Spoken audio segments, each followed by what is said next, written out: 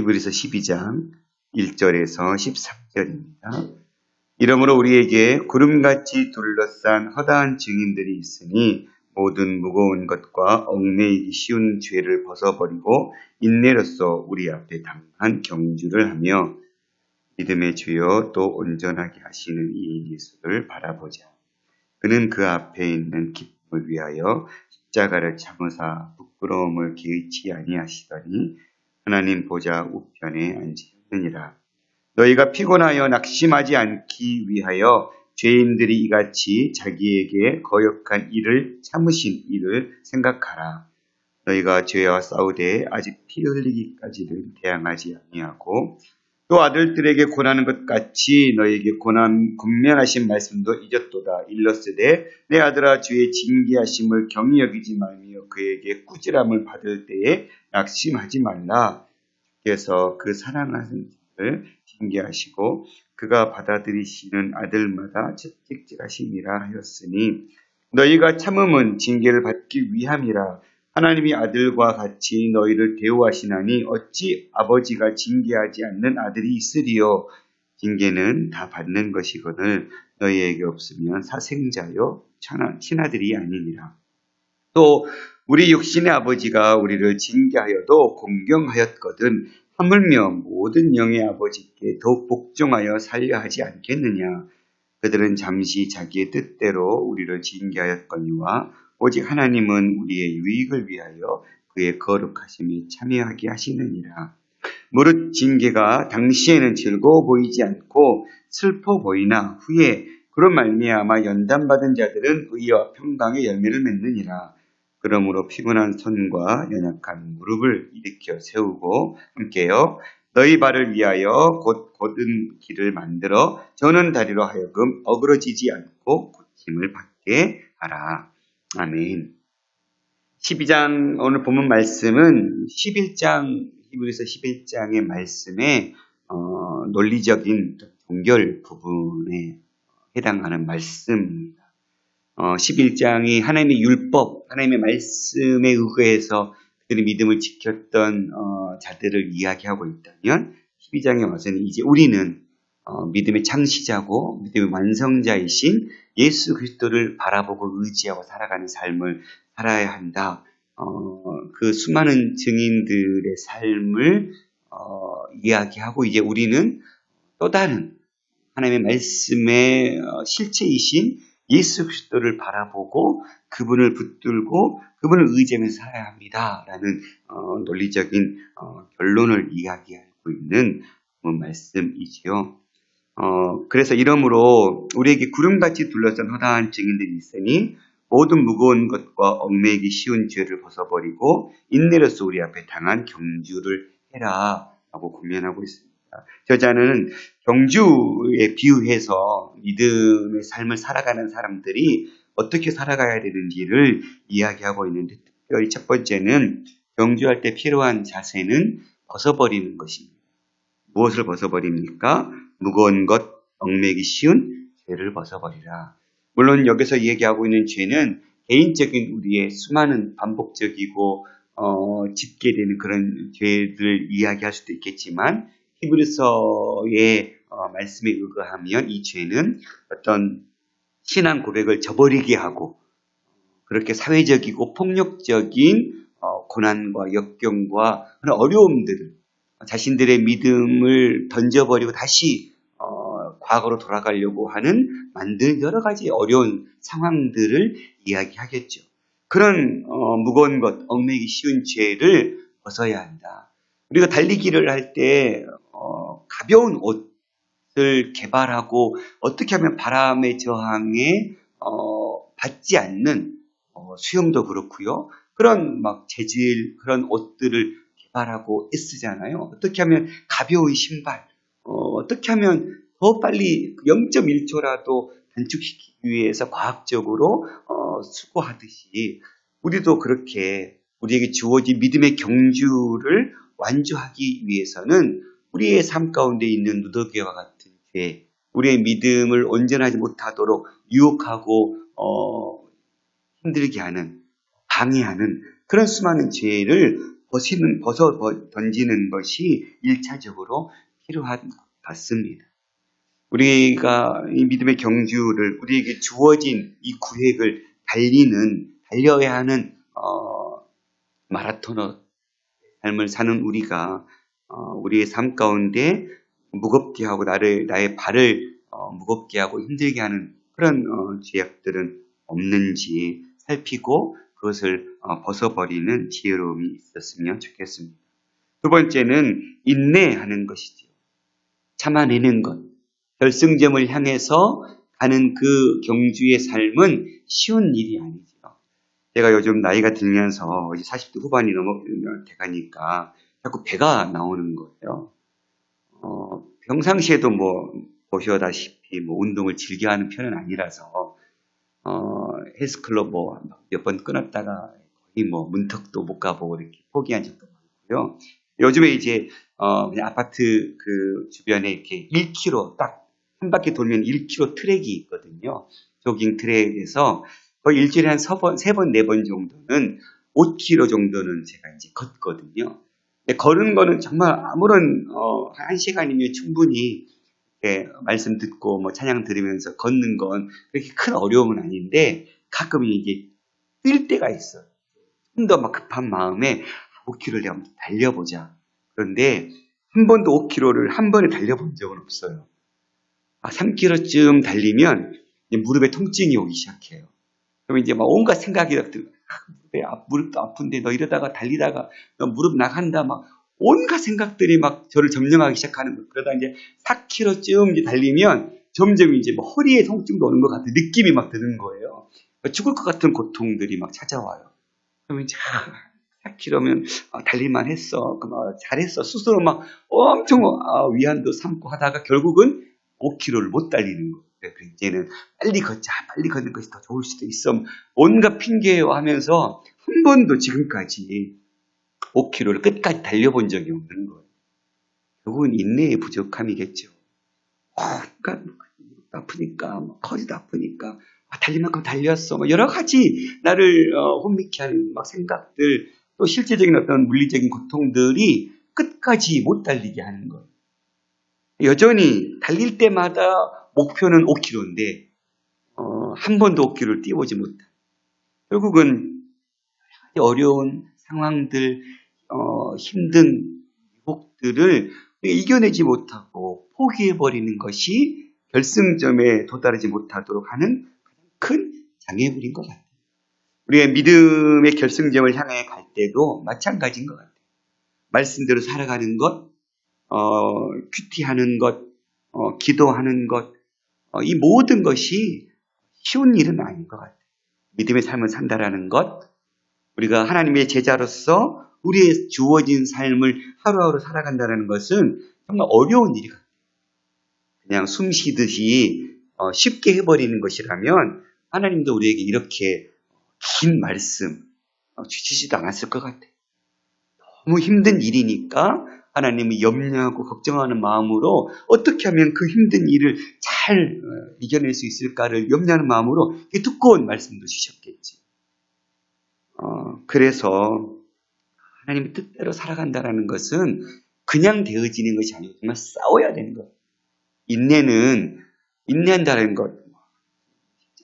요즘 또 저희 가족의 부는 바람은 아내가 EBS에서 이렇게 작은 습관을 고치면 생활이 달라진다. 이런 그런 비슷한 프로그램이 있었나 봐요. 그걸 보고 나서 이제 너희들에게 작은 습관, 영어 단어 10개가 아니라 1개, 2개를 하루에 목표를 하고 푸시업 5개 이렇게 작은 아무것도 아닌 것 같은데 그것을 정해놓고 하루에 이렇게 해보자.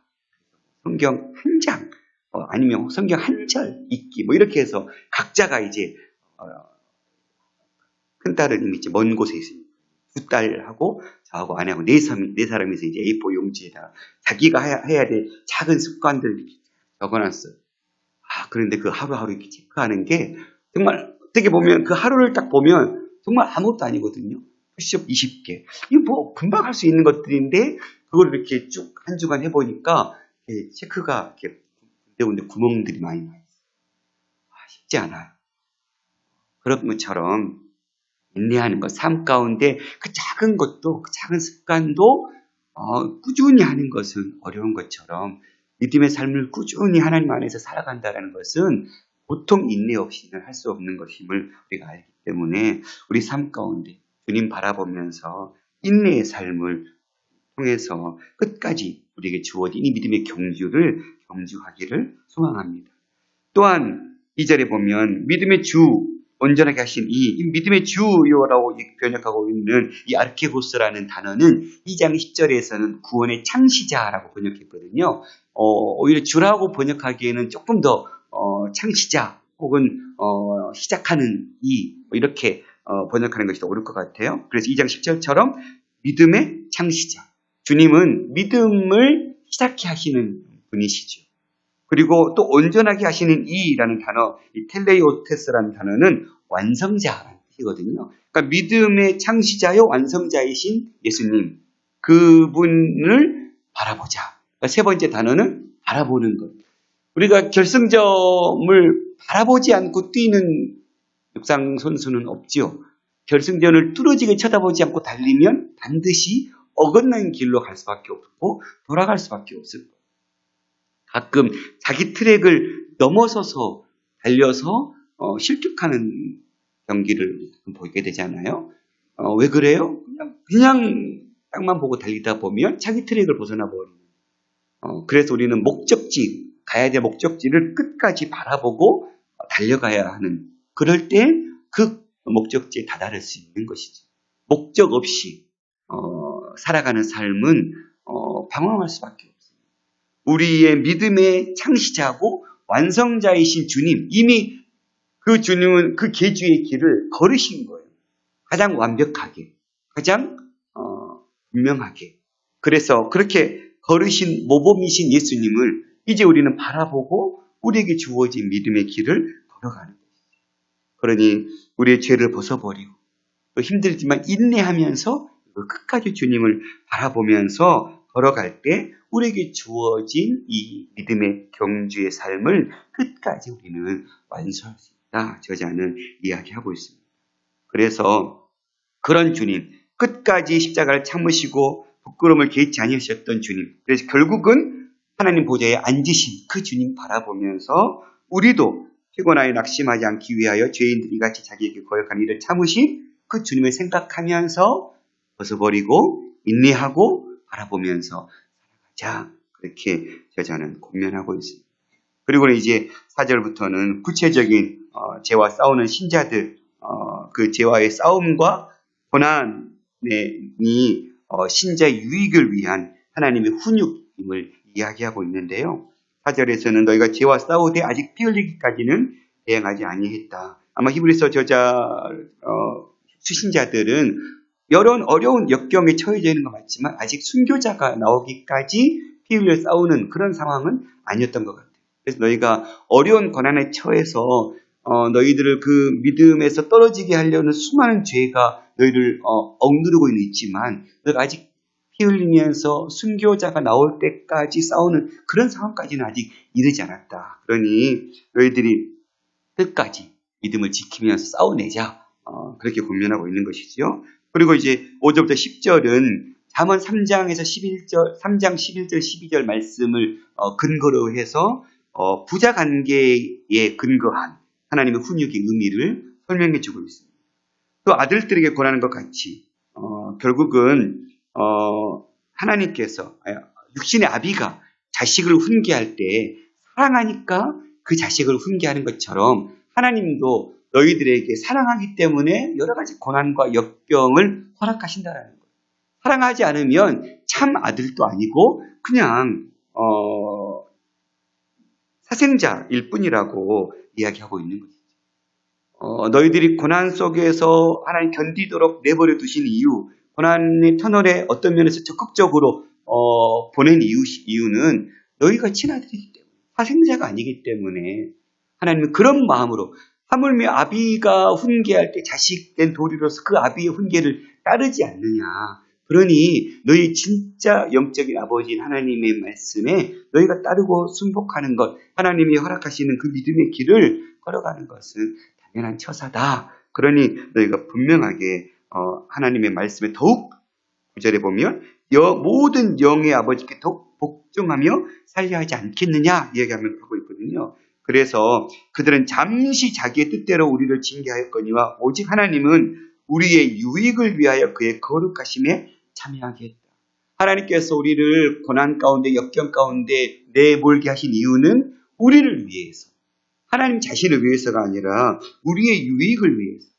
그래서 정말 우리가 고난의 터널을 지나가다 보면 정말 그 순간은 너무 괴롭고 힘들고 어려워서 기도하고 눈물 흘리고 막 어떻게 하면 이 길을 빨리 좀 벗어날까 하지만 지나고 나서 보면 그 시간이 가장 나에게는 필요했던 시간이고 그 시간들을 통해서 우리는 하나님을 더 가까이 찾았던 시간이고 결국은 나에게 정말 유익된 시간이었음을 고백할 수밖에 없는 그런 상황이 우리에게 주어질 때가 참 많죠. 그러니 하나님은 우리를 유익하게 결국은 그 고난들을 통해서 우리가 거룩해지고 한 단계 성숙해지는 그런 삶을 우리는 완성시키게 되는 거죠. 그래서 우리가 어려움이 닥쳐올 때 하나님 나 정말 사랑하시는구나 하면 되는 거예요. 부모의 사랑이 너무 넘쳐서 자식을 과잉 보호하면 우린 때로 그럴 때 있죠. 하나님 우리를 정말 꽃길을 좀 걷게만 하셨으면 좋겠다. 하나님 정말 고난의 길은 이제 그만 하나님 저에게 좀 꽃길 좀 걷게 해주세요. 그런데 꽃길만 걷는 자식들 잘 되나요? 속 썩이는 자식들 많잖아요. 부모의 과잉된 사랑은 자식을 옳은 대로 가게 하는 것이 아니라 오히려 그릇된 길로 가게 할 때가 참 많아요. 하나님도 하나님 마음은 우리가 꽃길을 걷게 하게 하고 싶을 거예요. 그러나 꽃길을 걷게 하면 반드시 하고 지니까 아버지의 사랑을 의심하고 오히려 옳은 길을 가지 못하니까 하나님은 반드시 우리를 고난의 길을 걷게 할 수밖에 없기 때문에 오늘 우리에게 역경과 어려움이 찾아올 때 내가 역시 하나님 아버지의 아들이구나 생각하고 그 길을 넉넉히 걸어갈 수 있었으면 좋겠습니다. 11절 13절은 하나님 훈육에 대하는 신자의 자세를 이야기해주고 있는데 무릇 징계가 당시에는 즐거워 보이지 않고 슬퍼 보이나 그렇죠? 고난을 겪을 때는 너무너무 괴롭죠. 힘들고. 그러나 그 후에는 그로 말미암아 연단받은 자들은 의와 평강의 열매를 얻게 된다. 그래서 고난은 유익이라는 말이 맞아요. 그러므로 피곤한 고난을 겪을 때 그 고난의 터널을 걸어갈 때는 너무 손이 피곤할 수밖에 없고 연약한 무릎이 있을 수밖에 없지만 이렇게 세우고 너희 발을 위하여 곧은 길을 만들어 저는 나를 하여금 어그러지지 않고 고침을 갖게 하라. 이렇게 적극적으로 너희 손, 무릎, 발에 힘을 주고 그 믿음의 길을 걸을 수 있도록 스스로를 다그치고 견고하게 자신을 그 터널을 걸어갈 수 있는 상태로 만들어서 넉넉히 그 믿음의 길을 걸어가라. 그것이 너희들이 결국 가야 될 길이라면 질질질 끌려가고 어떻게 하면 안 가볼까 돌아가려고 하고 버티는 그런 인생이 아니라 손에 힘주고 발에 힘주고 무릎에 힘주고 걸어가라는 거예요. 어떻게 해요? 벗어버리고 인내하고 바라보고 오늘 우리의 삶을 그렇게 세울 수 있는 지혜로움이 있기를 소망합니다. 기도하겠습니다. 살아계신 아버지 하나님 감사합니다. 오늘 우리가 걸어야 될 이 믿음의 경주를 내가 벗어 던지고 인내하고 주님 바라보면서 하나님 우리에게 주어진 역경과 고난과 환난들을 하나님 우리 사랑하시기에 허락하심을 깨닫고 발에 힘을 주고 손에 힘을 더하고 무릎에 힘을 더해서 걸어야 될 그 믿음의 길을 주와 함께 하루하루 한 걸음 한 걸음 동행하며 살아갈 수 있도록 그래서 수많은 믿음의 구름과 같은 증인들이 있었던 것처럼 우리도 다른 누군가에게는 그런 증인이 될 수 있게 하여 주시옵소서. 오늘 또 이 열방에 생명의 복음을 증거하기 위해 쓰시는 선교사님들의 그 발걸음들을 붙드시고 오늘 또 그들이 눈물로 뿌린 복음의 씨앗들이 30배, 60배, 100배의 귀한 결실 맺는 하루 되게 하여 주시옵소서. 들고 나온 수많은 기도의 제목 응답하시고 세미한 음성으로 의로운 팔로 붙들어 주시옵소서. 예수님의 이름으로 감사하며 기도드렸습니다.